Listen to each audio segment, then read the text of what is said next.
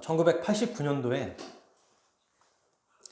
머털도사라고 하는 애니메이션이 있었습니다. 혹시 기억나시는 분들은 연배가 조금 되신다고 말씀드릴 수 있을 것 같아요.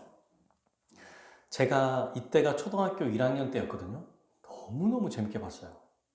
머털도사라고 하는 이 애니메이션인데 여기에 이제 크게 한 4사람 정도가 나와요. 머털이 주인공, 그리고 머털이의 스승 누덕도사라고 있습니다.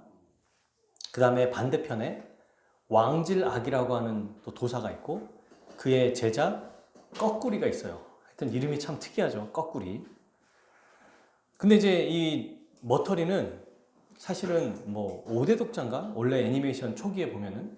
그런데 이제 도수를 하는 모습이 너무 멋있어 보이는 거예요. 그래서 다 포기하고 이제 누덕도사에게 도수를 배우러 갑니다. 내가 잘생긴 애도 아니고 거의 집에서 약간 내놓은 애 같은 거예요. 그러니까 그냥 가서 저 도수를 배울 거예요. 잘하는 것도 없고 뭐 생긴 것도 그렇고 어느 것 하나 호감이 가는 게 없어요.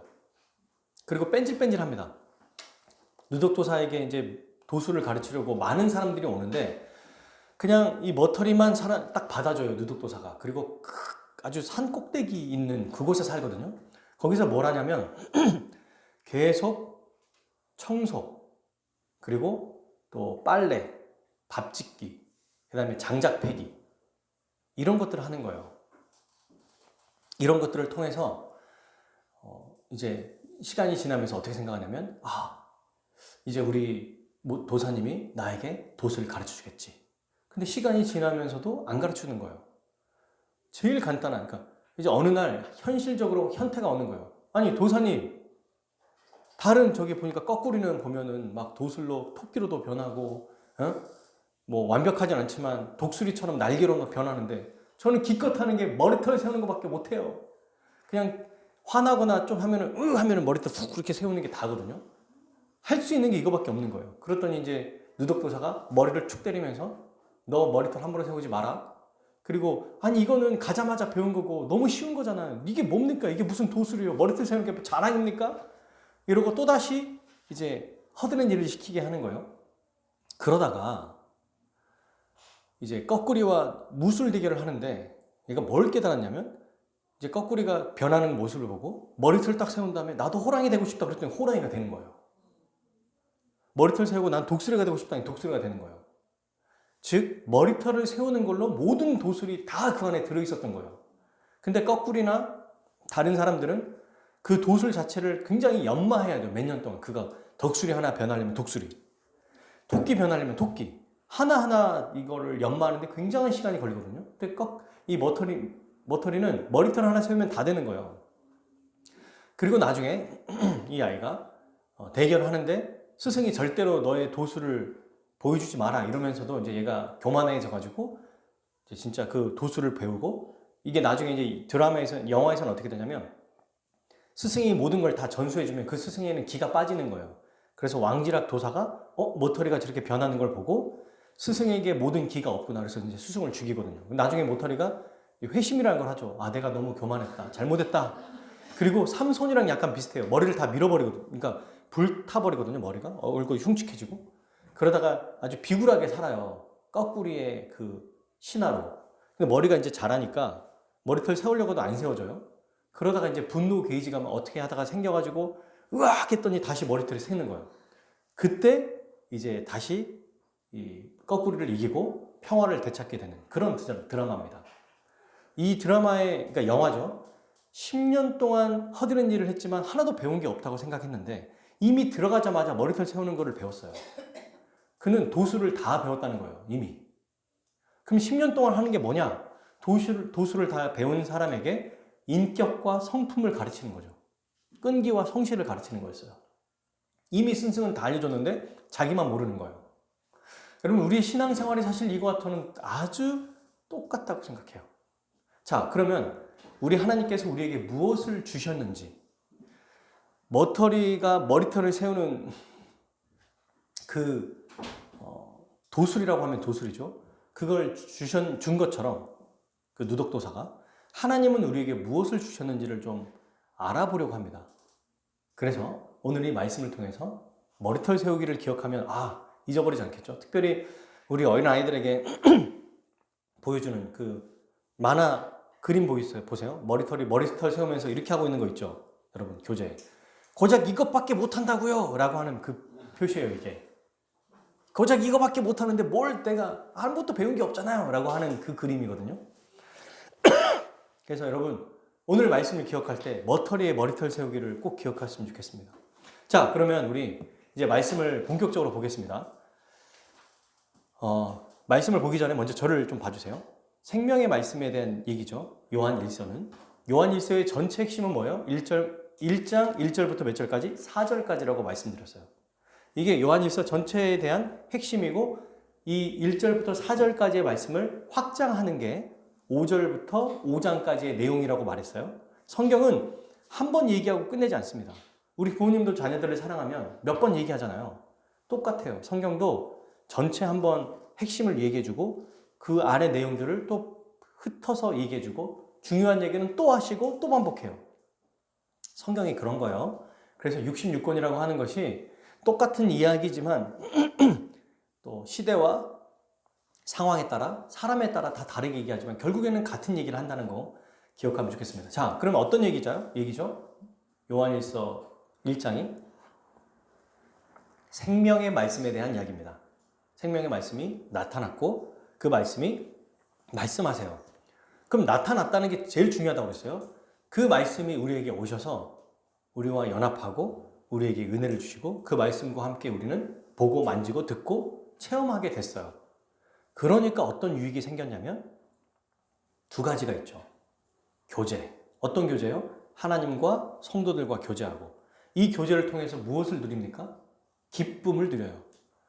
여러분, 제가 이 말씀을 지금 몇 주째 보면서 또 정리하면서 인간에게 제일 큰 기쁨을 하나님 이미 주셨구나.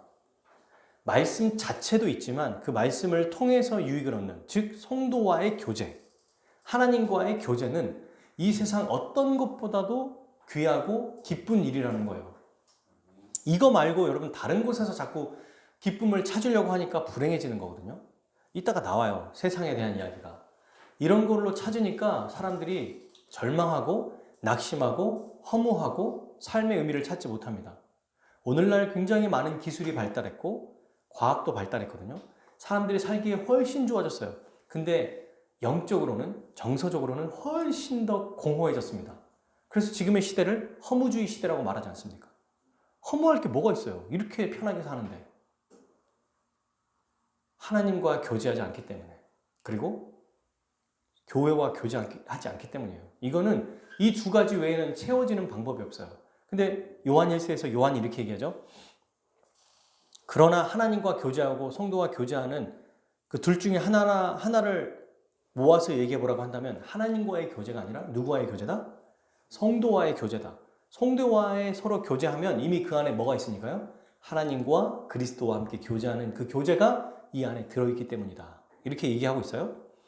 하나님과 사귀는 성도의 특징이 세 가지가 있습니다. 첫 번째, 성도 간에 서로 사귄다, 교제한다. 교제하면 반드시 또 우리가 열심히 애써야 될 것이 교제죠. 그리고 또 애써야 될 게 또 하나 있어요. 그게 바로 죄예요. 두 번째가 죄의 용서를 받았다. 그래서 날마다 회개하며 살아야 된다죠. 두 번째가. 그 다음 세 번째, 죄를 짓지 않아야 된다. 이게 이제 2장에 대한 내용 아닙니까? 그러니까 아주 간단해요. 생명의 말씀이 나타났고 그 말씀의 역할은 우리에게 교제와 기쁨을 준다. 이렇게 하나님과 교제하는 자는 어떻게 세 가지 특징을 갖느냐? 성도와 교제하고 죄를 회개하고 죄와 싸운다. 이게 바로 요한 1서에 대한 내용이에요. 이 내용에 대한 점점 더 풍성하고 또 체계적으로 설명하는 게 요한 1서에 대한 내용입니다. 이걸 가지고 우리가 볼 겁니다. 그럼 그 근거가 있느냐? 죄와 우리가 싸울 수 있는 근거가 있습니까? 있죠. 그분이 바로 피, 예수 그리스도의 피. 그분이 우리의 화목제물을 되어주셨기에 우리가 죄와 싸울 수 있다. 그분이 우리의 대언자, 변호사가 되어주었기 때문에, 하늘의 변호사가 되어줬기 때문에 승소율 100%, 그분께서 우리의 변호사가 되기 때문에 우리를 위하시고 우리로 함께 하시며 위하시기, 은혜를 주시기 때문에 죄와 싸울 수 있다고 얘기해요. 이렇게 죄와 싸우는 자는 이제 한 단계 더 나아가서 뭐라고 말합니까? 계명을 지킨다고 말하죠. 근데 이 계명은 똑같아요. 다시 원점으로 돌아가는 것 같아요. 성도와 교제하는 거예요. 사랑하는 거예요. 이 계명을 지키지 않는 자는 형식적으로 드러나는 게 아니라 형제를 미워하는 것으로 드러난다고 얘기합니다. 그러니까 교회 안에서 직분이 무엇이든지 간에 성별과 또 교회의 연차가 얼마든지 간에 진심으로 성도를 사랑하지 않으면 미워하는 마음이 있으면 이 사람은 하나님과 사귀고 있지 않다고 말하고 있다는 거예요. 왜 사귈 수 있는가? 왜 용서할 수 있는가? 나의 모든 죄가 얼마나 악한지를 알고 그 죄를 그리스도가 화목제물 되어주심으로 용서해 주셨기에 용서하지 못할 죄가 없는 게 신자거든요. 그러니까 용서할 수 없다라고 한다면 화목제물 대신 예수 그리스도의 그 십자가 피 흘리신 은혜를 얻지 못한다고 볼 수 있다는 거죠. 반대로 화목제물 대신 예수 그리스도의 피 흘리심의 모든 은혜를 받은 자는 자기의 죄가 얼마나 큰지를 알기 때문에 타인의 죄가 컸다고 보였던 그때가 이제 없어지고 나의 죄가 훨씬 더 크구나. 근데 이걸 용서해 주셨구나. 와, 다른 사람 용서하는 건 아무것도 아니구나. 쉽지 않을 수도 있어요. 그러나 반드시 용서하게 된다라는 게 우리가 지난주까지 살펴봤던 내용입니다. 자, 그런데 이제 요한은 오늘부터 뭔가 좀 더 이제 본격적으로 얘기한다고 했죠. 제가 본격적으로 하는데 호칭을 두 가지로 이야기해요. 첫 번째, 자녀들아 라는 호칭을 쓰고요. 또 하나는 각 대상별로 부르는 호칭들이 있어요. 아비들아, 청년들아, 아이들아. 자, 이 호칭을 잘 구분해야 됩니다. 앞에서 말하는 자녀들아는 지금 이 당시 요한이 한 90세 정도 됐거든요. 그러니까 이제 모든 성도들을 포함해서 대상이 아니라 자녀들아라고 할 때는 교회 모든 성도를 얘기해요. 실제로 원어와 다른 타번역 성경에 보면 자녀들아라는 표현과 14절에 나와 있는 아이들아라는 표현이 달라요. 약간 의미가 좀 다르다는 얘기예요. 그래서 여러분 12절 보십시오. 읽어볼까요? 자녀들아, 내가 너희에게 쓰는 것은 너희 죄가 그의 이름으로 말미암아 사함을 받았으며, 할 때 이 자녀들, 그리고 여러분 28절 보세요. 자녀들아 라고 하는 이 자녀들아는 모든 성도를 의미한다고 보시면 되겠어요.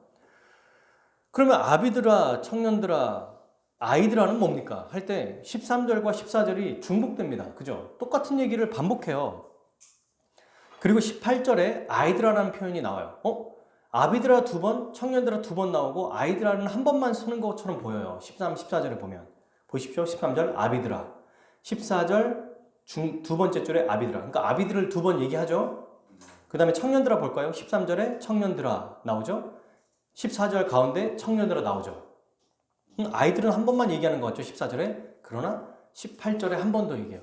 총 두 번씩 얘기하고 있다는 거예요. 지금 뭘까 이게? 교회 안에서는 아비라고 할 때 아버지만을 얘기하는 게 아니라 부모를 얘기하는 겁니다. 부모. 근데 이거는 방금 말씀드린 것처럼 교회 안에 나이별로 말씀드리는 게 아니고 영적인 성숙도에 대해서 따라 부르고 있는 거예요. 여러분, 우리의 영적인 성숙도는 나이에 비례하진 않습니다. 아시죠, 뭔지?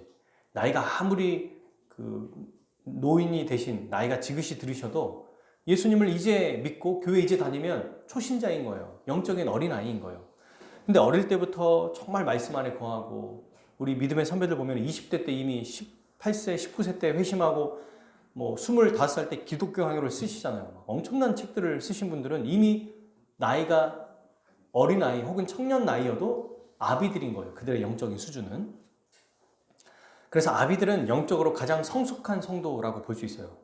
또 청년들은 영적으로 지금 성장하고 있고 역시 강한 성도예요. 그러니까 아비와 청년의 차이를 굳이 얘기하자면 아비들은 그거 있죠. 굉장히 지혜롭고 모든 평탄하게 살지 않았고 수많은 어려움들을 다 헤쳐나가서 말년에 이제 그 어려움들을 다 알아서 얘기하실 때 하하 웃으면서 하시는 그런 어른과 같은 느낌이고요.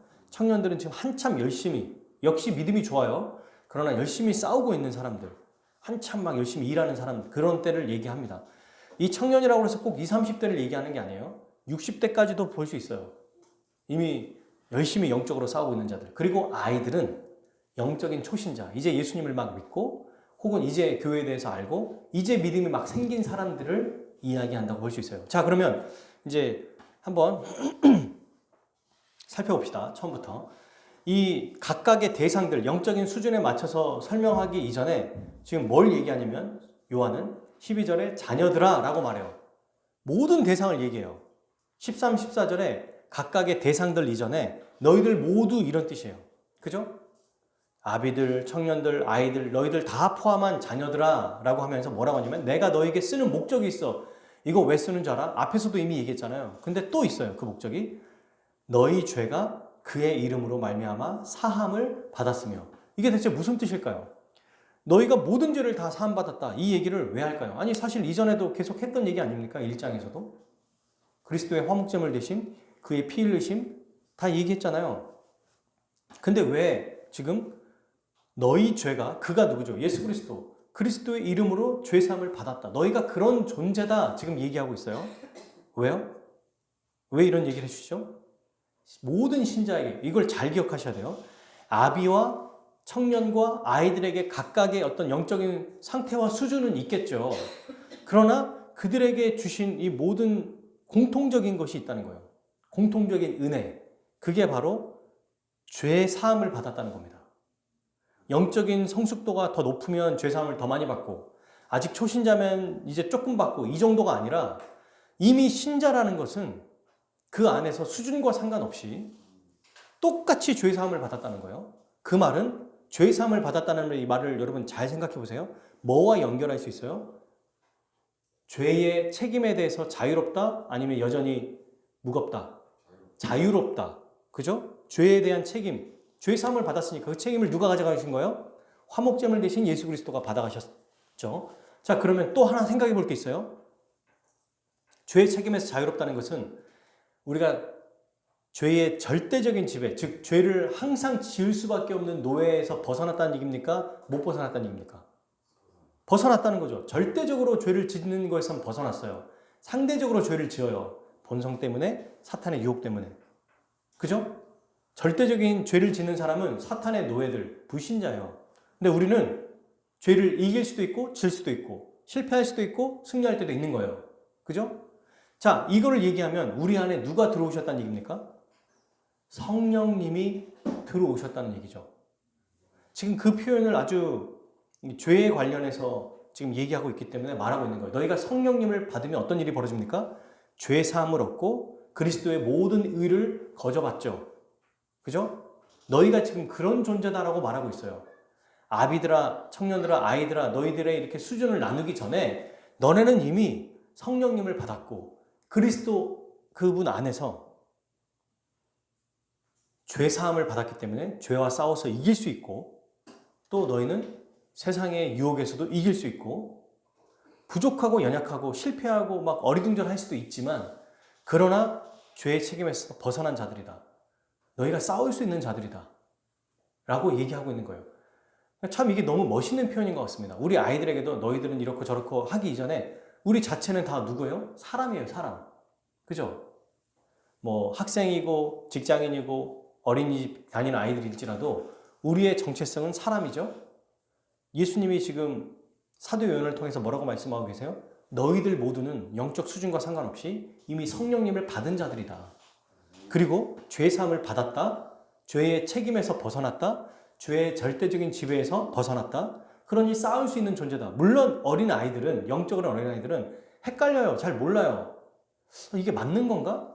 죄를 지을 때도 있어요. 이게 죄인지도 몰랐다가 뭔가 이상하네. 실수를 많이 할 수 있습니다. 그죠? 그럼에도 불구하고 죄와 싸울 수 있다? 네. 죄를 이길 수 있다? 네. 라고 말하고 있는 거예요, 지금. 그러면서 각각의 대상들, 영적인 수준을 얘기하면서 왜 이야기를 하실까? 내 수준이 어딘지를 확인하고 아비들의 수준까지 가야 된다는 것을 말하고 있습니다.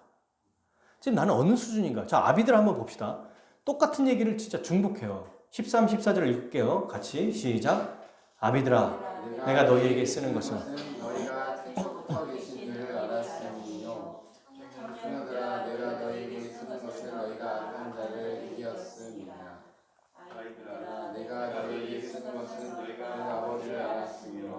아비들아 내가 너희에게 쓴 것은 너희가 태초부터 계신 이를 알았으며 청년들아 내가 너희에게 쓴 것은 너희가 강하고 하나님의 말씀이 너희 안에 거하시며 너희가 흉악한 자를 이겼으리라. 아멘. 그리고 18절도 한번 읽어봅시다. 아이들에 대한 얘기니까. 아이들아 지금은 마지막 때라. 저 그리스도가 오리라는 말을 너희가 들은 것과 같이 지금도 많은 적그리스도가 일어났으니 그러므로 우리가 마지막 때인 줄 알라. 아멘. 새 부류에 대해서 얘기하죠. 첫 번째 아비들은 뭐라고 말합니까? 이거 쓰는 목적이 있다고 또 얘기하죠. 너희가 태초부터 계신 이를 알았습니다. 14절도 똑같이 얘기하죠. 자, 가장 영적으로 성숙한 자들에게 어떤 특징이 있다고 얘기해요? 태초부터 계신 분을 알고 있대요. 자, 이분이 누굴까요? 제일 먼저, 예수님. 와. 네, 우리 두 분 바로 아시네요. 보통은 하나님 아니에요? 라고 말할 수 있거든요. 근데 여러분 1장 보세요. 요한일서 1장에. 태초부터 계신 분을 누구라고 설명하고 있어요? 태초에 있는 생명의 말씀에 관하여는 이라고 얘기하죠. 그러니까 태초부터 계신 분을 보통은 하나님이라고만 알고 있잖아요. 근데 이 말은 이분이 누구다? 바로 예수 그리스도다. 누구에 대해서 아주 많이 정말 깊이 알고 있다는 거예요. 예수 그리스도에 대해서. 말씀에 대해서 아주 많이 알고 있다는 얘기죠. 바로 이 말이. 보통은 태초하면 하나님이어야 되는데 예수님이어야 한다는 것은 예수님이 하나님이시고 태초부터 계신 분이고 만물의 창조자라는 것을 알고 있다는 얘기거든요. 여러분 사실 우리가 하나님을 안다는 것이 그렇게 쉽게 알게 되는 게 아니에요. 영적인 성숙은 반드시 시간이 필요합니다. 왜냐면 무슨 축약해가지고 며칠 만에 완성 이런 게 안 돼요. 이런 게 안 됩니다. 정말 깊이 있게 알아가는 충분한 시간이 필요해요. 그러니까 오랜 시간이 지난 사람일수록 영적인 성숙도가 높아질 수 있는 확률이 훨씬 더 높죠. 근데 나는 믿음이 있습니다 해서 막 열심히 하려고 하는 사람도 보십시오. 언제든지 조금만 일이 있으면 넘어져요. 근데 영적인 단단한 사람들은 안 넘어져요. 웬만해서는 아니라 안 넘어져요. 힘들어하지만 안 넘어져요. 울지만 안 넘어져요. 막 울고 슬프고 막 이렇게 저렇게 왔다 갔다 하다가도 어느 때 되면은 단단해져가지고 원래 그런가 보다 하고 넘어가 버려요.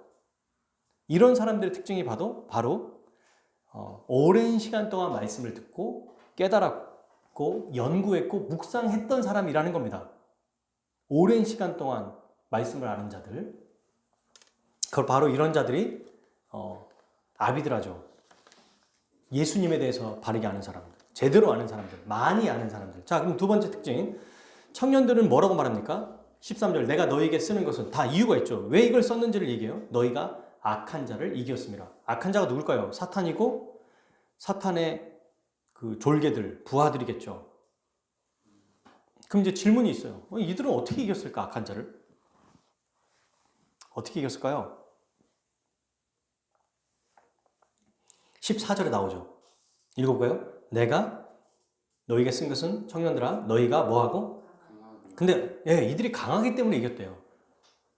그럼 어떻게 강해진 거예요? 하나님의 말씀이 어디? 너희 안에 거하시며 라고 되어 있죠. 말씀이 이 안에 있기 때문에 이들이 사탄을 이기고 또 흉악한 자를 이겼다고 말하는 겁니다. 자, 지금 두 가지 특징이 뭔가 말씀과 좀 연결이 돼 있네요. 그죠? 그 다음, 아이들은 어떤 사람들인가? 14절, 18절 보세요. 아이들은 어떻게 해요? 너희가 누구를 알았어요? 아버지를 알았습니다. 아버지는 누굴까요? 이 아버지는 자기 아빠를 알았다는 얘기일까요? 하나님 아버지를 알았다는 얘기죠. 하나님 아버지. 여러분 사실 우리가 교회에 처음 왔을 때는 성경을 보면은 이제 성부 하나님에 대해서 나오잖아요. 하나님 아버지에 대해서 이제 알게 됩니다. 즉 이런 거죠. 예수님을 이제 교회를 처음 다니면 하나님이 살아 계시는구나. 예수님을 믿으면 천국 가는구나. 이 정도. 신에 대한 존재 인식. 그리고 실제로 그 신이 살아있음을 아는 것. 이 정도 수준이라는 거예요. 이 사람들은 더 말씀을 깊이 알아야죠. 그래서 악한 자를 이겨야 되고 더 깊이 알아서 그리스도에 대해서까지 알아가야 되는 수준에 이르러야 된다는 것입니다. 근데 아이들의 수준은 여러분 아버지만 안다는 게 그거 뭐 잘못된 겁니까? 목사님? 이렇게 질문할 수도 있잖아요. 네. 이거는 하나님께서 원하시는 게 아니에요. 하나님을 안다는 것은 그분이 원하시는 걸 우리가 아는 거여야 되잖아요. 그분이 우리가 알기를 원하는 걸 알아야 돼요. 그죠? 근데 하나님이 우리에게 알려주시고 싶고 알기를 원하는 게 그의 아들에 관한 이야기입니다. 그러니까 하나님을 안다는 것은 그분에 대한 이야기뿐만 아니라 하나님에 대한 지식뿐만 아니라 그의 아들에 대한 지식이 충만해져야 돼요. 그게 진짜 하나님을 아는 거예요. 그러니까 아직은 수준이 그저 진짜 천국과 지옥이 있나 봐 막 느껴지는 거. 진짜 하나님이 살아계신가 봐. 이 세상은 기계적으로 과학적으로 진화론인 줄 알았는데 그게 아니네? 근데 이제 예수님에 대해서는 그저 구원을 얻는 정도의 어떤 수단이라든지 아니면 뭐 어쨌든 예수님 믿으면 천국 가니까라는 정도의 수준이라면 청년들은 그보다 훨씬 더 깊이 이제는 죄와 싸울 수 있는 정도의 이 힘이 생기고 아비들은요 죄도 이길 수 있을 뿐만 아니라 그리스도에 대해서 아주 깊이 알고 있는 사람이라는 겁니다. 이렇게 지금 설명하고 있어요. 이 아이들은 하나님만 아니까 뭐에 대해 두려워요? 적그리스도에 대해서 두려워요. 18절 마지막 때라는 말을 듣고 무서웁니다. 너희가 들은 것 같이 지금도 많은 18절이에요. 적그리스도가 드러났으니 우리가 마지막 때인 줄 아노라. 물론 이게 모든 성도에게 포함되는 거지만 특별히 아이들아라고 말하면서 했던 이야기라면 영적으로 성숙한 자들은 환경에 따라서 더 이상 이제 뭔가 크게 좌우되지 않아요. 초신자들은 뭔가 갑자기 큰 일이 벌어질 것 같고 지금 또 북한이 러시아에 우리나라는 우크라이나 막 무기 뭐 하라고 그러고 달라고 그러고 막 이러니까 전쟁 나는 거 아니야? 이러면 이제 초신자들은 막 불안해 하거든요. 두려워한다는 거예요. 환경 때문에. 마지막 때이기 때문에 뭔가 더 일이 일어나면 무서워하는 것 같아요. 그래서 그들에게 더 친절하게 조심해라. 근데 이때는 무서워할 필요 없다라고 말해주고 있는 거예요. 지금. 이미 알려주고 있죠. 적그리스도가 일어날 거야. 이 적그리스도는 누구냐면 한 명이 아니에요. 시대마다 있습니다. 적그리스도는. 적그리스도 뭐예요? 대적 그리스도. 그리스도를 대항하고 그리스도를 부인하게 하는 일을 해요. 적그리스도는. 내가 하나님이다라고도 나타낼 수 있고 또 하나는 예수님은 가짜다라고 말할 수 있는 사람도 있는 거예요. 이런 사람들이 적그리스도인데 이런 자들이 있다는 거예요. 어디에? 19절 읽어봅시다. 그들이 우리에게 나갔으나 우리에게 속하지 아니하나니 우리에게 속하면 우리와 함께 거하였으려니와 그들이 나간 것은 다 우리에게 속하지 아니함을 나타내려 함이라. 아멘. 언제 어디에서 이런 일이 일어나냐면 우리와 함께 신앙생활을 했던 사람들 중에 나타난다는 거예요. 이단들이 여러분 갑자기 자기들끼리 말도 안 되는 데서 나타나는 게 아니에요. 교회 안에서 나랑 잘 지냈던 어떤 장로가 그 장로가 나온 곳이 다 연결되어 있는 거 아시죠? 통일교, 신천지, 하나님의 교회 이런 이단들이 다 연결되어 있어요. 그리고 이 사람들은 아주 열심히 기존 교회에서 장로였고 목사였습니다. 집사였고요. 교사였어요. 근데 이들이 이제 그리스도에 대해서 오해하고 잘못하면서 드러났죠. 그러니까 초신자들에게 뭘 경고하냐면 교회 안에 있다고 다 하나님을 믿는 신자라고 생각하면 안 된다. 다 믿고 이 사람에게 상처받았어요. 이 사람 때문에 힘들어요. 이렇게 하지 말란 얘기예요. 그리고 다른 이제 우리 교회에서 함께 말씀을 배웠지만 지금 화목교회를 얘기하는 게 아니라 당시에 기독교 공동체 안에서 말씀을 배웠는데 이단으로 막 가르침을 해요. 이단 가르침. 이단적인 막 변형이 나타나요. 그러면 초신자들은 어때요? 놀라겠죠. 무섭겠죠. 이게 뭐야? 그럴 때 알려주는 거예요. 원래 그렇게 일어날 거야. 가짜들이 일어나. 그리고 그 가짜들은 다른 데서 오는 게 아니라 우리 안에서 오는 거야. 그러니까 조심해. 그리고 이미 이들이 일어났다는 것은 마지막 때라는 거야. 갑자기 무슨 아마겟돈 해가지고 전쟁이 일어나고 그때 멸망이 일어난 게 아니고 이미 이런 적그리스도들이 나타나면 그때부터 멸망의 시작이라는 거야. 주님이 곧 오실 거야. 그러니까 믿음을 지켜. 이걸 이제 초신자들에게 미리 알려주는 겁니다. 여러분 2000년 전에 우리가 마지막 때인 줄 아노라고 했잖아요. 그럼 지금도 마지막 때인 거예요. 이미 마지막 때예요. 마지막 때의 증거가 뭐예요? 적그리스도가 나타나는 것. 예수님을 대항하는 사람. 예수님을 믿지 못하게 하는 사람. 그리고 자기가 예수님이라고 하는 사람. 그러니까 2000년부터 지금까지 이미 말세, 즉 마지막 때, 종말의 기간이라는 겁니다. 그러니까 두려워할 필요가 없습니다. 우리도. 뭔가 전쟁이 일어난다고 그러고 갑자기 어떤 케냐나 특히 이런 아프리카계 선교사님들이 갑자기 막 그 미래를 예언한다고 유튜브에 막 나오잖아요. 다 거짓말이에요. 우리는 성경을 믿는 사람들이에요. 마지막 때입니다. 무슨 뭐 어떤 전쟁이 일어난다든지 뭐 군사들을 집결한다고 그러고 이게 음모론과 많이 연결돼 있거든요. 막 이 사람들 보면은 굉장히 과학적이에요. 음모론이. 뭐 미국 어디에 주둔지에 뭐가 있고 이거는 다 어디 노스트라다무스 안 되니까 이제는 그거 안 쓰죠. 마야 문명에 뭐 예언에 이렇게 돼 있고 안 쓰죠. 새로운 거 뭐 가지고 또 와서 얘기하거든요. 다 거짓말이에요. 다 인간이 만들어낸 것. 그러니까 여러분 우리가 살면서 실제로 전쟁이 일어날지라도 마지막 때가 아닌 거예요. 이미 마지막 때이고 주님이 언제 오실지라도 온다. 두려워할 필요가 없다는 겁니다. 왜 알려주시느냐? 이런 걸 모르면 자꾸 뭔가 지진이나 해일이 일어나거나 우리나라에서도 이제 막 지진이 일어나잖아요. 그러면 사람들이 경각심을 갖습니다. 그때 거짓 선지자들은 뭘 얘기하냐면 지금이 이제 종말이다 라고 얘기해요. 도대체 그놈의 종말은 몇 번째입니까? 우리가 제가 겪은 것만 해도 종말이 한 4-5번 되는 것 같아요. 그죠? 다미 선교회 아시죠? 그 1994년도인가 3년도인가 다가올 미래를 준비하라고 하는 다가올 미래를 준비할 그 약자예요. 이게 미국에 있는 그 영어 다가올 미래를 준비하라를 번역한 사람이 있어요. 그 사람이 다미 선교를 만든 사람이에요. 근데 이 사람은 종말이 올 것입니다 해가지고 저도 그때 몇 번 말씀드렸던 것 같아요. 부모님이랑 다 같이 MBC 보면서 막 벌벌 떨고 있는데 엄마는 뭐 그냥 너무 재밌었어요. 어떻게 저럴까 불쌍해하고 저는 막 진짜 막 주님 오시는 거 아니야? 막 이러는데 나중에 이제 주님 오시지 않고 거기서 막 난리가 났죠. 막 깽판 부리는 사람도 있고. 근데 알고 봤더니 이 사람 이름이 갑자기 생각이 나. 이장님이죠. 이장님이라고 하는 이 사람이 그 세무조사를 했더니 몇십억을 숨겨놨어. 착복해 놓은 거예요. 탈세로. 아니 주님 오시는데 왜 몇십억을 착복해놔요? 그럼 이상하지 않아요? 지금도 그 다미선교가 이름 바꿔가지고 서울에도 있습니다, 여러분. 이런 말도 안 되는 교회들이 여전히 있습니다. 여전히.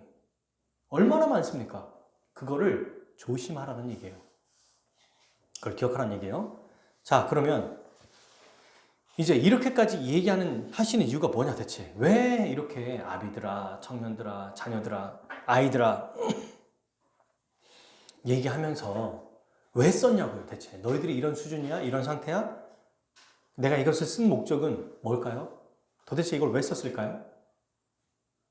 그 목적이 바로 15절부터 17절까지가 나와요. 한번 읽어봅시다.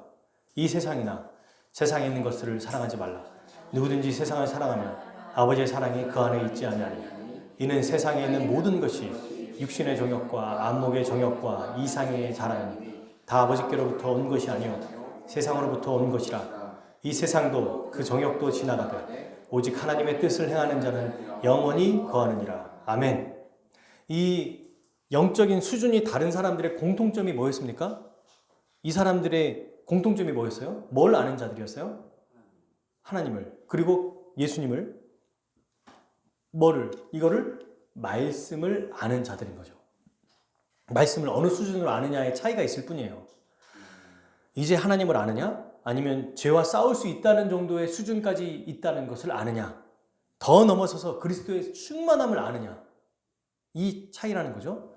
어쨌든 간에 이런 모든 자들이 이미 12절에서 말했던 것처럼 죄와 싸울 수 있는 자들이라는 걸 얘기하고 있어요, 여러분. 그러니까 너희들은 이런 수준이지만 뭐 두 가지 이유가 있겠죠. 더 아비들의 수준으로 가기를 원한다라고도 있겠지만 또 하나는 이럴지라도 너희는 세상을 사랑하지 않을 수 있다. 그러니 세상을 사랑하지 말아라. 왜 이걸 썼냐고요? 왜 예수 그리스도에 대해서 아는 자들, 죄와 싸울 수 있는 사람들, 그 다음에 하나님에 대해서 아는 자들에게 무슨 얘기를 하냐고요? 너희들은 이미 죄 사함을 받았어. 이미 그런 자들이잖아. 즉 뭐와 싸울 수 있다고요? 세상과 싸울 수 있다는 얘기예요. 사랑하지 않을 수 있다는 거예요. 그래서 15절에 이렇게 쓴 이유는 결국 뭐다? 세상을 사랑하지 말고 하나님 아버지를 사랑해라 라고 얘기하고 있는 겁니다. 참 신기하죠? 아비들도 영적으로 충만할지라도 여전히 이 세상과 세상의 유혹에 넘어갈 수 있다 없다? 있다.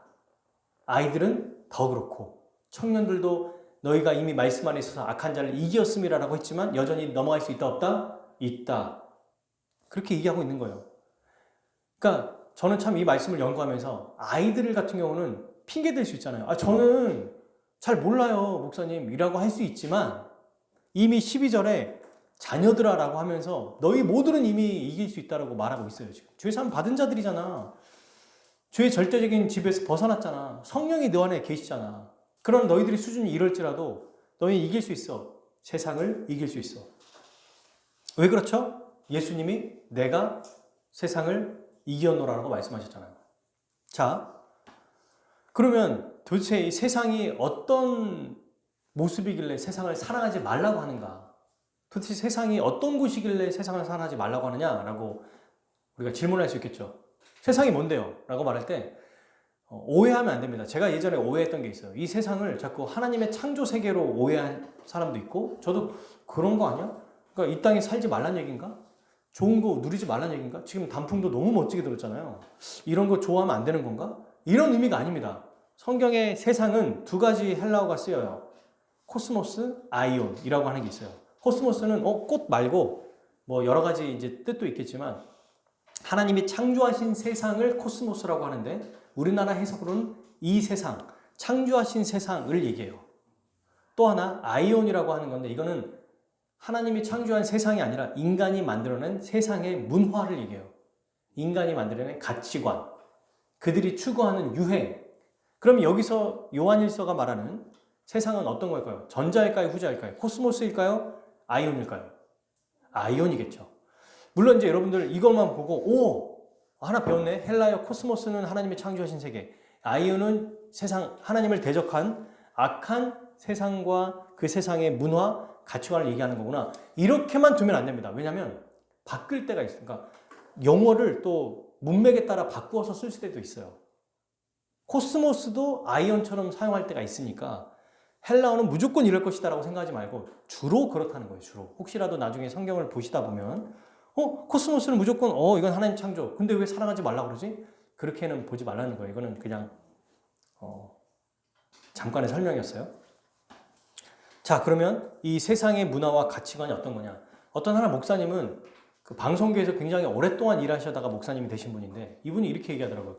자기는 평생을 세상에 대해서 연구했는데 요한일서 2장 16절에 세 가지로 아주 요약해버리더라. 깜짝 놀랐다. 자기가 평생 동안 세상 기자도 해보고 뉴스 기자도 하고 보도 기자도 해보고 별짓 다 해봤는데 16절 하나가 자기가 그동안 그렇게도 세상에 대해서 알고 싶었는데 한 번에 끝내주더라.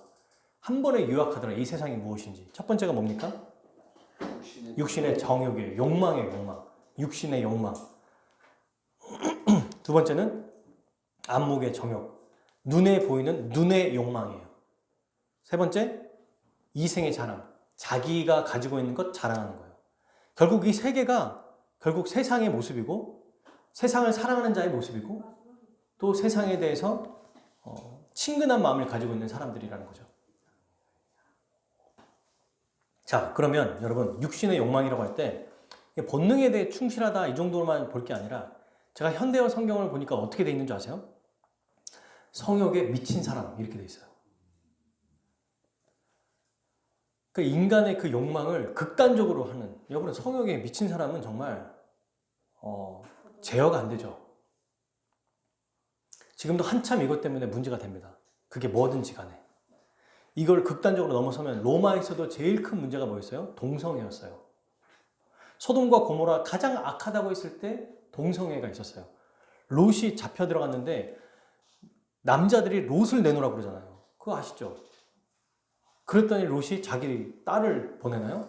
이거 아빠도 이상하고 하여튼 다 이상한 거야. 지금 이게 말이 안 되는 거잖아요. 이게 남자들이 남자를 달라고 그래요. 성욕에 미치니까 어디까지 올라가냐면 이렇게 로마서에 나와 있는 순리를 영리로 바꾸는 일까지 일어나는 거예요. 지금 사실 이 세상에서 순리를 영리로 바꾸는 일을 보편화시키려고 하는 게 지금 세상에 있는 법들이고 저는 이게 잠깐만 얘기해 보자면 그 정당과 상관없이 이건 정말 우리가 잘 막아야 된다. 진짜 중요한 문제다라고 생각해요. 성경을 기반으로. 나중에 이 부분에 대해서도 우리가 얘기할 게 있다면 더 얘기해 보겠습니다. 이전에 사창가에서 몸을 파시는 분들에 대해서 연구한 사람의 글을 본 적이 있어요. 이분의 글이 이렇게 돼 있었어요. 사창가에서 일하시는 분들은 일을 하지 않을 때도 평상복을 입지 않고 그 평상복조차도 굉장히 화려합니다. 그것은 그 사람이 자기의 내면을 그대로 보여주는 겁니다. 이런 모습은 자기 자신은 모르지만 더 이상 자기 자신을 존중하지 않고 사랑하지 않고 있다는 증거입니다. 여러분, 사실 그런 일들을 하는 사람들의 뭐 여러 가지 또 원인들이 있겠죠. 이유가 있겠고. 그런데 그렇게 일을 하지 않는 때, 평상시에 그냥 뭐 친구를 만나러 가거나 그럴 때도 그게 옷차림이 평범하지 않다는 거예요. 그게 뭘 의미하냐면 그 사람의 정신적인 이미 지금 상태가 이미 그렇게 돼 있다는 것을 얘기하는 거예요. 성경에는 뭐라고 말하냐면 한 남자와 한 여자가 결혼해서 부부를 이루라고 얘기하지 이 남자 만나고 저 남자 만나고 이 여자 만나고 저 여자 만나라고 말하지 않습니다. 왜냐하면 나중에 우리가 살펴볼 고린도 전후서에 보면 그 사람의 영혼과 영혼이 연합이 돼버려요. 이렇게 연합돼서 그 외국 문화, 미국 문화, 우리나라도 있죠. 동거하고 혹은 성적인 그런 관계를 맺고 헤어졌어요. A라는 사람과 B라는 사람과 또 그걸 해요. C라는 사람과도 해요. 그러면 이 사람은 지금 몇 명과 연합되어 있는 거예요? 3명과 연합되어 있는 거예요. 그게 이제 우리가 그리스도 안에서 회개하고 또 주 안에서 다시 하면 새로워지고 깨끗해지거든요. 다시 영적으로. 근데 안 그러니까 이 정신적인 문제가 생깁니다. 이런 사람들에게. 너무 신기하죠? 욕망의 도구로 보는 거예요, 사람을. 그리고 어떤 하나님이 주신 이 성적인 욕구, 이게 좋은 거거든요. 식욕의 욕구, 수면력의 욕구가 있잖아요. 인간의 기본적인 욕구인데 이게 과도해지면 인생의 전체를 잠식해버려요. 그런 사람 많이 봤죠? 실제로. 겉으로 그렇지 않아도 머릿속과 마음속에 여기에 자유로울 수 있는 사람은 없어요. 특히 남자들은. 저도 마찬가지예요. 근데 여러분, 이게 이제 이 성적 중독이 얼마나 위험하냐면 이것 때문에 내가 그렇게 욕망을 표출하는 게 나쁜 겁니까? 라고 할 때 나쁜 거라고 말할 수 있는 이유가 있어요. 하나님이 창조하신 그 사람을, 그게 대상이 누구든지 간에 그 사람을 욕망의 도구로 봐버리기 때문에 그래요. 그게 아주 하나님의 형상을 모욕하고 멸시하는 행동입니다. 그 자체를 아주 조심해야 되죠. 특별히 우리 청소년들도 웹툰, 인터넷, 그 다음에 영화, 영상. 예전에 제가 여러분 90년대만 해도 어떤 조금 포옹하는 거나 조금 선정적인 거는 막 15세 이러고 막 이랬는데 지금은 너무 과한 것도 15세가 아니에요. 장면만 안 보여주면 된다. 혹은 보여줘도 노출하는 수준만 좀 가려주면 15세인 거야. 뭐 이래. 이거는 19세 아닌가 할 정도로. 근데 점점점 세상이 그렇게 변하고 있다. 우리 아이들에게도 너무 당연한 거야. 야, 원래 그렇게 한 번씩 해보는 거야. 야, 한 번씩 그렇게 사는 거야. 인생 뭐 있냐? 라고 말하는 거. 이게 여러분 세상이에요. 그리고 모든 매체와 또 언론이 많이 추구해 가죠. 쾌락을 즐기라고 하는 것. 다 그런 건 아니지만 그런 쪽으로 많이 추구해 가고 있지 않습니까? 두 번째, 눈의 욕망이에요. 이 역시 현대의 성공을 아주 잘 표현했다고 해서 제가 써봤는데 눈의 욕망은 눈에 띄는 것은 무엇이나 다 사고 싶어하는 욕망이라고 말해요. 보이는 거 다 사고 싶은 거야. 제가 보니까 그 앰버서더라고 하잖아요. 뭐 유명한 사람들, 셀럽이라고 하는 유명인들이 하고 다니는 거 그런 것들을 다 하고 싶은 거예요.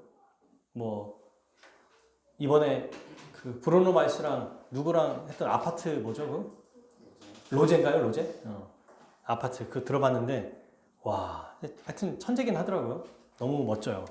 근데 로제가 입고 있는 옷 그거 불티나고 그 다음에 바르는 입술 품절 제가 깜짝 놀랐던 게 BTS를 좋게 생각해요. 제가 BTS 젊은이들을 근데 그 중에 얘네가 뭐 방송이었나 뭐 자기들끼리 찍는 거에 다운이라고 하는 저는 그걸 써요 했더니 다운이가 그날 품절됐대요.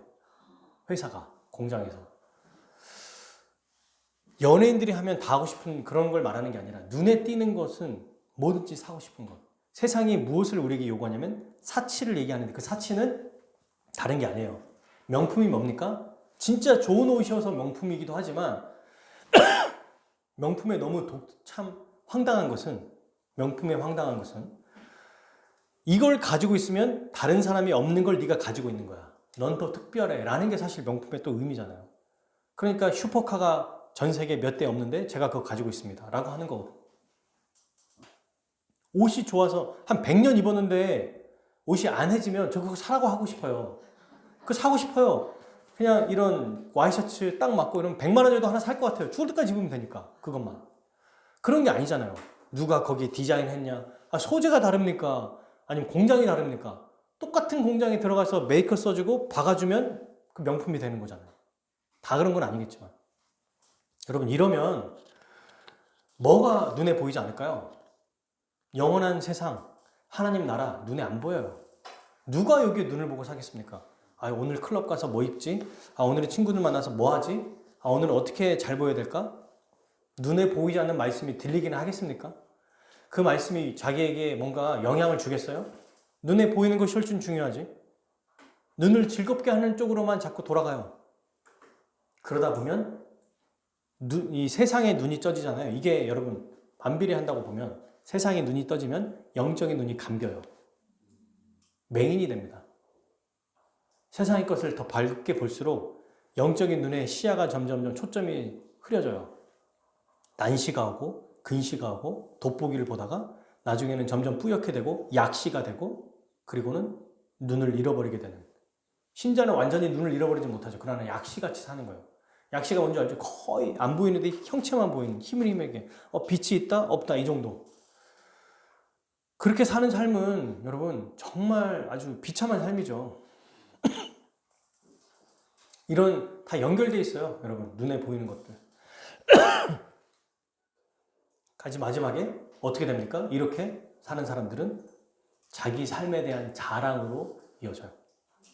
그렇게 눈에 보이고 싶어 하나? 자랑하고 싶으니까. 현대어 성경에 이렇게 됐어요. 재산이나 지위를 자랑하는 욕망. 자기가 가지고 있는 것을 얼마나 더 많이 가지고 있는지를 보여주기 위해서 하는 사람. 진짜 너무 불쌍하죠. 이게 진짜 너무 웃기지 않아요? 그러니까 너무 열심히 사는데 내가 얼만큼 벌었는지 보여줄게. 이러려고 평생 번다고요? 얼마나 바보 같은 짓입니까? 생각해 보세요. 나 돈 얼마나 많은지 보여줄게. 우리 집 얼마나 큰지 보여줄게. 그거 하나 자랑하려고 해서 막 30년, 40년, 50년 동안 일한다고요? 그 자기 인생은 뭐예요? 행복하게 살아야죠. 주 안에서, 그리스도 안에서. 또 공부를 평생 동안 하는 분들이 있어요. 저희 친척 중에 40 후반이었나? 50 전에 박사학위를 받으신 분이 계세요. 전부 참 자랑스러운 분이신데 평생을 건강에 안 좋으신데 공부만 하시다가 국문학 박사를 받으시고 2년 안에 돌아가셨어요. 저희 작은아버지가.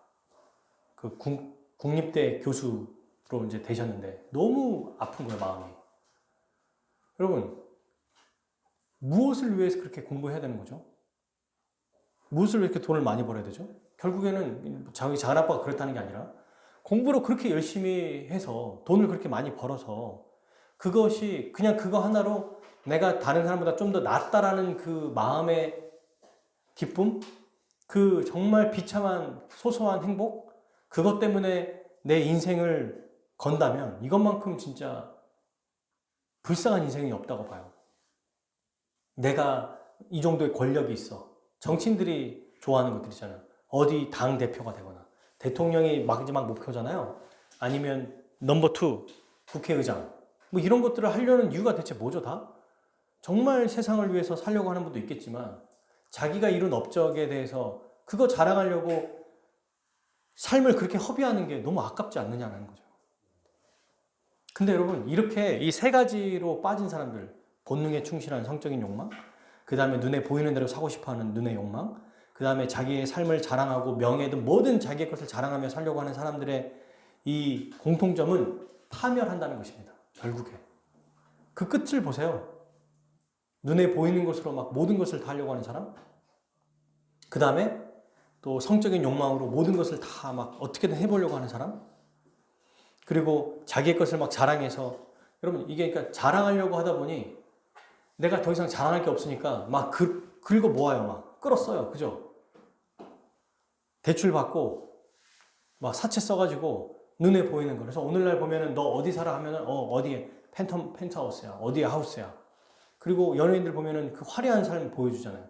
근데 그 안에 얼마나 그들이 텅 빈 삶을 보여주는지.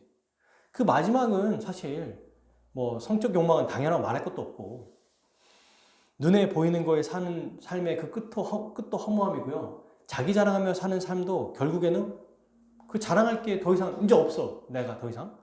그러면 뭐 하나 봤더니 일론 머스크 그 테슬라 만든 그분 보면은 그냥 돈 가지고 맨날 트위터에다가 막 장난치는 것 같아. 주가 한 번씩 올렸다 내렸다 하고. 그러니까 흥미가 없는 거예요, 이 사람은. 너무 돈을 많이 벌어가지고 너무 똑똑하니까 할 게 없으니까 잘할 것도 없으니까 그냥 막 다 우스워 보이는 것 같아요, 사람들이. 그런 건 아니겠지만 너무 그런 행동들이 많이 나타나요. 여러분, 결국 이렇게 살았던 사람들 중에 이 세 가지를 다 이룬 사람들의 말로는 파멸이라고 했죠. 전 이렇게 해서 자기의 목숨을 잃은 사람들을 많이 봤습니다. 제가 직접 본 건 아니지만 뉴스나 기사를 접해서. 세상의 모습이 이렇다는 거예요. 이미 얘기해 주죠. 이 세상의 모습의 마지막이 어떤지 보십시오. 17절. 이 세상도 그 정욕도 지나가되 오직 하나님의 뜻을 행하는 자는 영원히 거하느니라. 아멘. 왜 이게 비참하냐고요? 없어진다는 거예요. 사라진다는 거예요. 끝난다는 거예요. 여기에 목매지 말라고 지금 얘기하고 있는 겁니다. 제발 여기 좀 목매지 마라. 영적으로 성숙한 사람이든 영적으로 강한 사람이든 어린아이든 다 여기에 우리가 유혹받을 수 있다. 그러니 기억해라. 세상은 다 지나간다. 하나님 나라가 영원히 산다. 여러분, 이 세상의 욕망의 공통점이 하나 있어요. 그게 뭘까요? 잘 생각해 보면 다 뭐와 연결돼 있어요? 남하고 연결돼 있어요? 자기 자신하고 연결돼 있어요? 자기 자신하고 연결돼 있죠. 자기 사랑의 극단적인 아주 극치의 모습이 바로 세 가지의 모습이에요. 이 자기 사랑의 모습은 어디 나옵니까? 아담과 하와에서 아담과 하와가 하나님처럼 되고 싶고 하나님 간섭받지 않고 내가 원하는 대로 살겠습니다라고 했던 그 죄의 본질이에요. 이게. 그 죄의 본질이 오늘날 우리에게는 어떻게 나타나냐면 성적인 것, 눈에 보이는 것, 자기 자랑으로 나타난다는 것입니다. 결국 이것은 우리 모두에게 중독이라는 이름으로 퍼뜨려지죠. 자기 사랑도 여러분 중독이에요. 중독. 그러니까 나는 여기서 벗어나야지. 못 벗어나요. 말씀이 없으면. 뭐 알코올 중독자들 중에 이겨내려고 병원 가고 그분들 안에서 자기 것을 나눈들 좋아질 수는 있겠지만 이거 근본적인 해결 안 됩니다. 성적인 중독, 눈의 사치, 자기 자랑하는 거 여러분 이런 것들은 이겨낼 수 없어요. 이뤄낼 수 없어요. 말씀밖에 없어요. 말씀뿐이에요. 그게 바로 얘기하죠. 하나님의 뜻을 행하는 자, 그 뜻, 그의 말씀대로 사는 자는 영원히 거한다. 와, 너무 멋있는 표현 아닙니까? 우리의 영적인 성숙도가 어떻든지 간에 우리는 다 이 세상도 지나가고 그 욕망도 사라진다는 것을 기억해라. 그리고 오직 하나님의 뜻, 그의 말씀대로. 그 말씀이 어디 있습니까? 뒤에 있잖아요. 앞에서 이미 봤잖아요. 계명을 지키는 것, 서로 사랑하는 것, 형제를 미워하지 않는 것. 예수님이 세 계명이라고까지 말할 정도로 이렇게 중요한 계명, 그 계명을 지키는 자들은 영원히 산다. 근데 너희가 그런 자들이라는 거죠. 이미 12절에 그 얘기했어요. 그러니까 이미 시작하고요. 야, 너네 이렇게 못 살면 안 돼가 아니라 너네 이렇게 살 수 있어. 너희가 어떤 수준인지 알려줄게. 그리고 너희가 뭘 조심해야 되는지 알려줄게. 그러나 이미 너희는 죄사함을 받은 자야. 이미 너희는 세상을 사랑하지 않고 하나님을 사랑할 수 있어. 라고 말하고 있습니다. 자, 그러면 이 얘기를 또 반복해서 얼마나 너희가 세상을 사랑하지 않고 하나님을 사랑할 수 있는지 세 가지로 오늘 마지막 이제 20절부터 29절까지가 세 가지로 똑같은 얘기를 반복하고 있습니다. 찾아볼까요? 세 가지예요, 세 가지. 그게 뭔가? 말씀이라고 그랬죠? 하나님의 뜻을 행하는 자. 자, 그 세 가지의 표현. 어떻게 세상을 이길 수 있는가? 그 방법을 설명하는 거 찾아봅시다. 첫 번째가 뭘까요? 20절이에요, 20절. 그죠? 너희는 거룩하신 자에게서 기름 부음을 받고 모든 것을 뭐 한다? 알 것이다? 알아야 된다?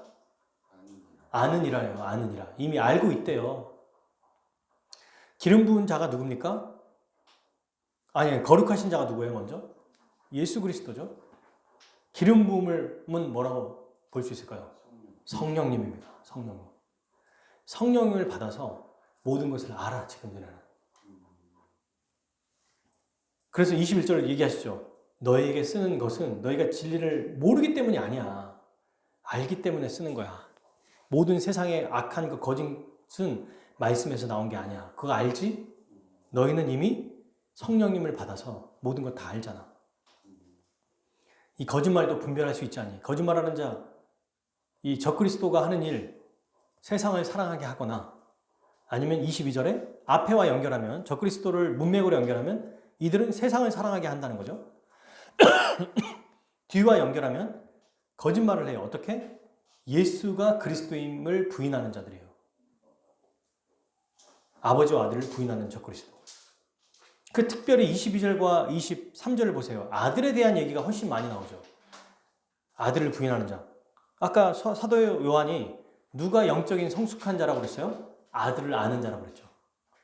그러니까 세상은 어떻게든 아들에 대해서 알지 못하게 하고 반대하게 하고 거부하게 하는 거예요. 근데 아들을 아는 자는 하나님 아버지도 안 돼요. 그 23절에 나오지 않습니까? 아들을 시인하는 자는 아버지도 있느니라. 그리스도를 아는 게 하나님 아버지도 아는 거예요. 근데 세상은 크게 세 가지로 볼 수 있겠죠.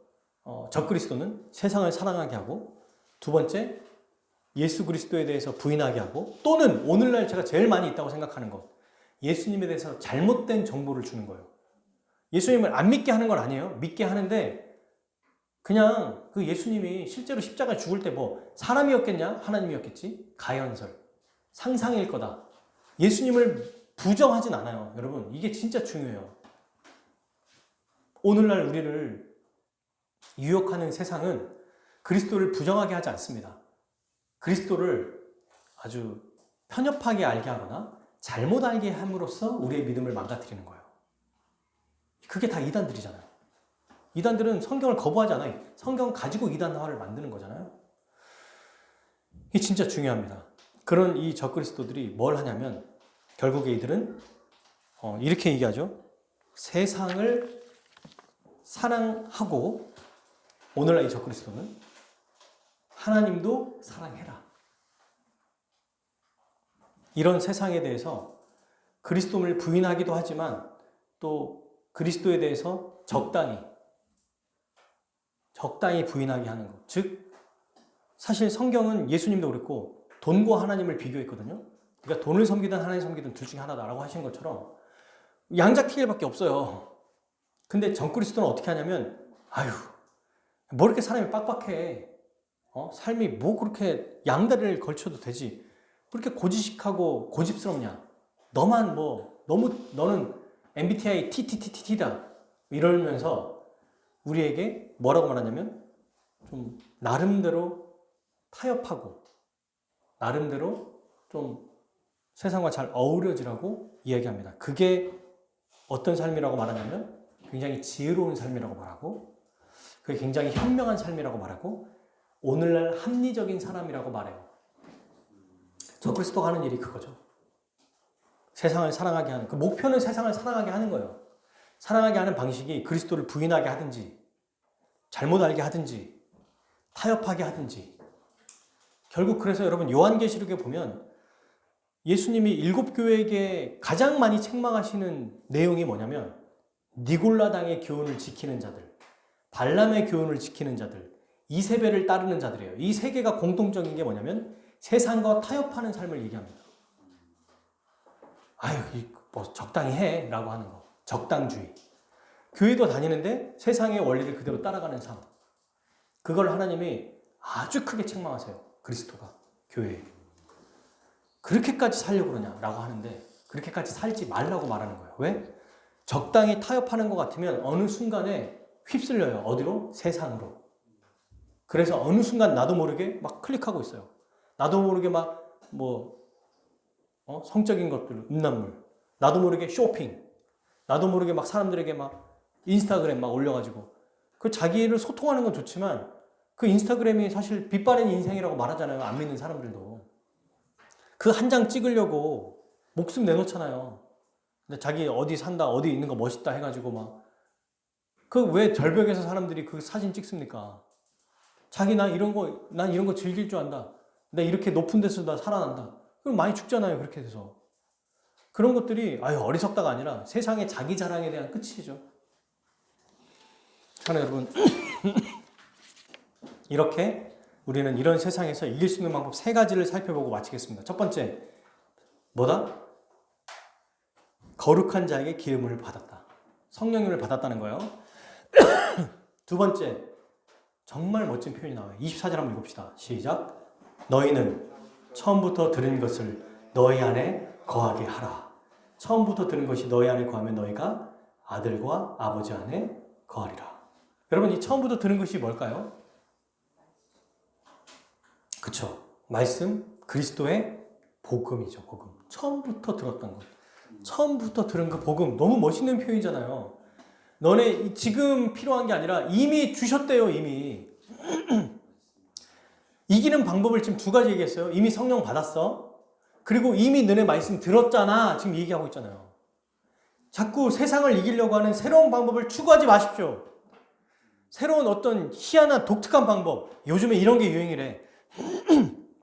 요즘에는 이렇게 기도해야 된대. 요즘에 이렇게 말씀 봐야 된대. 아니에요. 그런 거 다.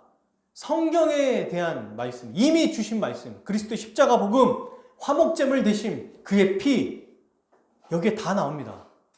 세상의 것, 왜 우리 교회는 이런 거 안 합니까? 우리는 이런 프로그램 안 합니까? 그런 걸로 안 바뀌니까요. 그런 걸로 안 돼요. 말씀밖에 없습니다. 말씀을 어떻게 하면 더 잘 알 거냐? 잘 묵상할 거냐? 더 깊이 있게 할 거냐? 여기에 올인해야 됩니다. 교회는. 그게 바로 처음부터 들은 것을 너희 안에 거하게 하라요. 이미 들었어요. 들리고 있어요. 듣고 있어요. 여러분. 이거를 간직하는 게 중요한 거예요. 잊지 않는 게 중요해요. 왜? 그 처음부터 들은 것 안에 우리가 영원한 생명을 받은 자들이기 때문이에요. 25절이죠. 그리고 26절. 너희를 미혹하는 자들에 관하여. 이 적그리스도죠. 이 사람들이. 너희에게 썼다. 그들을 피해라. 그러면서 아주 멋있는 표현. 27절과 28절 읽고 우리 이제 좀 마무리가 될 텐데 읽어봅시다. 너희는 주께 받은 바 기름 부음이 너희 안에 거하나니 아무도 너희를 가르칠 필요가 없고 오직 그의 기름 부음이 모든 것을 너희에게 가르치며 또 참되고 거짓이 없으니 너희를 가르치시니 그대로 주 안에 거하라. 자녀들아 이제 그의 안에 거하라. 아멘. 그리스도 안에 거하면 된다는 거예요. 27절이 3가지를 다 포함하죠. 기름 부음 받았지? 너희 이미 가르침 받았지? 주 안에 거하면 돼. 진짜 너무 멋있지 않습니까? 어떻게 세상을 이기냐고요? 세상을 어떻게 사랑하지 않고 하나님을 사랑하냐고요? 이미 받은 말씀, 그 말씀 안에 거하는 것, 그게 그리스도 안에 거하는 거고 그게 성령을 받아 살아가는 거예요. 이미 12절에 얘기했다고 했죠? 너희에게 쓰는 것, 너희 이미 죄사함 받았어. 너희 다 이긴 자들이 이길 수 있어. 얘들아, 너희 세상을 이기기 위해서 내가 이것 줄 테니까 이거 연구해봐. 이 방법 줄 테니까 이때는 이 방법 써. 자, 어른들에게는 이게 필요해. 청년들에게는 이게 필요해. 아이들에게는 이게 필요해. 눈높이 교육을 하는 게 아닙니다. 똑같이 얘기해요. 너희들 다 성령님을 받았어. 너희들 이미 처음 들은 말씀 있잖아. 그 말씀을 간직해. 그리고 그리스도 안에 거해. 이미 우리에게 다 주셨습니다. 여러분, 새로운 거 받으려고 하지 마세요. 다 주셨어요. 제가 서두에 머터리 얘기를 했어요. 머터리는 이미 다 머리털 세우는 걸로 도수를 다 받았어요. 자기가 그걸 깨달지 못했던 것 뿐이지 10년 동안 그냥 깨닫지 못하고 이미 할 수 있는 건 머리털 세우는 것밖에 없는데요. 그게 도술의 전부예요. 여러분, 우리가 그리스도를 믿는 순간 그리스도에 대해서 믿는 순간 모든 것을 다 받았습니다. 그게 그리스도의 능력이에요. 이렇게 생각할 수 있어요. 아니 어떻게 다 받아요 그게? 그건 우리 생각이죠. 전능하신 하나님이 그리스도를 통해서 다 주신다는데 뭘 못합니까? 믿지 못하는 게 우리인 거지. 그리스도를 믿는 순간 내가 예수님이 나의 주인이십니다. 나의 삶이 여러분 어떻든지 간에 지금 삶이 뭔가 다 말씀대로 살지 못하는 수도 있고 어떤 사람은 또 어떤 사람은 뭔가 막 순종하지 못하는 문제도 있고 어떤 사람은 3가지 문제 중에 어떤 거에 곤욕을 치르는 사람도 있을 수도 있어요. 그럼에도 불구하고 그건 우리의 죄성이라 뭐 그렇다 치더라도 우리 외부에서부터 주어주신 그 복음, 화목제물 되어주신 우리와 아무런 상관이 없는 그분이 오셔서 우리 대신해서 십자가에 죽으심으로 하나님께서 이루어주셨다면 이루어진 거예요. 이루셨다면 이루어진 겁니다. 이미 이루어졌어요. 그걸 믿는 자는 다 세상을 이길 수 있습니다. 다만 그건 있겠죠. 좀 버벅대는 거, 초신자는. 이거 맞나? 그래서 저희 목사님, 제가 이제 존경하는 목사님이 이런 얘기 하시더라고요. 막 예수님 믿었는데 너무 좋아가지고 술 먹으면서 막 예수 사랑하심을 부른다는 거예요. 술 취해가지고. 옛날에는 가요 부르고 막 성질 내고 깽판 쳤는데 이제 막 예수님 믿으니까 너무 좋아가지고 술 취하면서 예수님이 좋은 걸 이러면서 노래한다는 거예요. 보기에는 안 좋죠. 그러나 잘 모르니까 그럼에도 불구하고 그의 삶이 바뀌는 거죠. 청년들, 내가 이걸 이길 수 있었을까? 이길 수 있다니까요. 말씀을 더 보면 이기게 돼요. 그리고 기억하는 거예요. 그리스도가 내 안에 계시지. 성령이 계시지. 맞아. 그 생각하는 거예요. 너무 신기해. 우리 믿음의 방법은 그것밖에 없어요. 말씀을 기억하는 것, 그 안에 거하는, 그걸 그 안에 거하는 거라고 그래요. 너무 멋있는 표현 같아요. 말씀은 뭔가 나와 이렇게 멀리 있는 것 같은데 그 안에 거하는 것은 이미 그리스도 안에 있는 거니까 기억하라는 거예요. 내가 그리스도 안에 있지. 성령을 받았지. 그리고 말씀이 내 안에 있지. 처음부터 들었지. 너희 안에 거하게 하라. 살라는 얘기예요. 거한다는 게. 그와 함께 살라는 얘기예요. 부부가 가족이 사는 것처럼 살면 어때요? 일어나자마자 눈 뜨자마자 집에 있으면 계속 봐요. 보기 싫어도. 그죠? 보기 싫어도 계속 본단 말이야. 말씀을 그렇게 하라는 거예요. 말씀을. 그리스도를 그렇게 하라는 거예요. 눈 뜨자마자 기억하게 하는 거예요. 자면서도 기억하게 하는 거예요. 화장실 가서도 직장에서도. 그렇게 할 때 여러분 그런 자들은 마지막 29절 너희가 그가 의로우신 줄 알며 의를 행하는 자가 그에게서 난 줄을 알리라. 의를 행하며 살아간다는 것입니다. 세상을 사랑하지 않고 하나님을 사랑해요. 하나님이 사랑하시는 것, 하나님 기뻐하시는 것, 그리스도를 아는 거예요. 결국 그리스도를 아는 것은 그분의 명령을 지키는 건데 그리스도처럼 살아가는 거예요. 그리스도처럼 그분이 뭘 얘기하셨어요? 형제를 미워하지 말고 형제를 사랑해라. 새 계명을 주노니 서로 사랑하라. 즉 이것은 우리의 노력으로 되는 게 아니에요. 서로 사랑은. 애쓴다고 되지 않습니다. 몇 가지 목표 세운다고 안 돼요. 방법은 딱 하나. 말씀 안에 거하는 것. 똑같은 얘기예요. 성령을 받는 것. 그리스도 안에 거하는 것. 한마디 한마디 다 똑같은 얘기예요. 이미 죄사함을 받은 자로 살아가는 것. 그때 내가 용서받았으니 미워할 수 있겠냐고요. 너무 멋있는 표현이잖아요. 그냥 성령 받으러 가면 되는데 너희가 죄사함을 받았지 않냐? 미워하지 마라. 사랑하라. 이 다각도의 표현을 우리가 다 기억하면서 오늘도 이번 한 주도 너무 감사하죠. 우리를 그 안에 거하게 하시는 우리 모든 성도들이 교회 안에서 그리스도의 그 은혜를 힘입어 이번 한 주도 함께 있기 때문에 함께 나누는 거거든요. 함께 있으니까 함께 기도하는 거거든요. 함께 교회로 묶어졌기 때문에 함께 신앙생활을 하는 거예요. 그럴 때 그리스도의 교제가 우리 안에 더 충만하게 될 것입니다. 그 원리와 모든 포커스는 바로 말씀. 이번 한 주도 말씀을 떠나지 않고 말씀 안에 거하고 그리스도 안에 거하여서 조금 더 한 번이라도 더 형제를 사랑하려고 하는 마음. 형제가 꼭 남자만 얘기하는 거 아니죠? 형제 자매 1차적으로 교회 그리고 그 외에 나머지 사람들 성도를 위해서 기도하는 것이 형제 사랑의 첫 번째요. 그에게 필요한 것들을 해주는 것 실제로 몸으로 하는 것이 두 번째요. 그리고 세 번째로 믿지 않는 사람들에게도 동일하게 형제 사랑을 베푸는 것 이런 삶을 살아가는 그래서 하나님이 우리 교회를 보시고 와 정말 이 세상에 천지에 많은 교회 있지만 너네 잘하고 있다 이렇게 칭찬받는 또 우리 교회와 우리 개인의 삶이 되기를 주님의 이름으로 축복합니다. 아멘. 우리 같이 찬양하고 기도하도록 하겠습니다.